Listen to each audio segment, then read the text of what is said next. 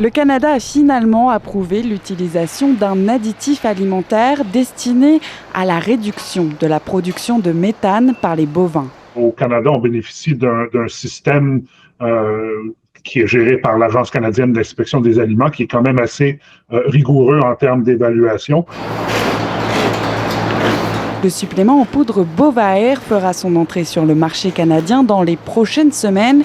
Il faut dire que les émissions de méthane provenant du bétail représentent 3,3% des gaz à effet de serre produits au Canada.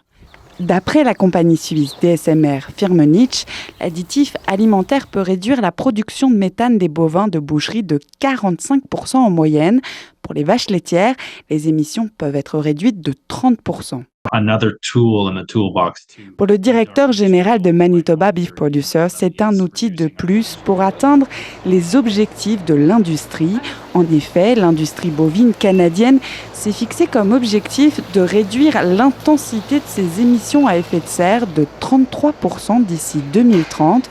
Des objectifs similaires existent également chez les producteurs laitiers. Vous avez peut-être entendu parler de l'objectif de l'industrie, donc des producteurs laitiers du Canada, d'atteindre la carboneutralité en 2050. Pendant 2 ans, l'additif a été testé sur 15 000 bovins canadiens.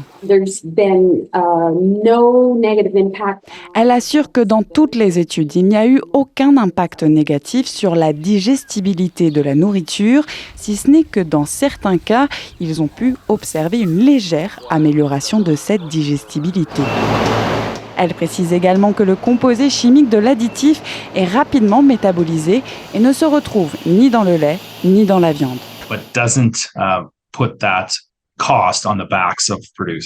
La seule inconnue est celle entourant le prix. En effet, qui seront les personnes qui finiront par supporter le coût de ce nouvel additif alimentaire? Ici Anus Michel, Radio-Canada, Saint-Malo, au Manitoba.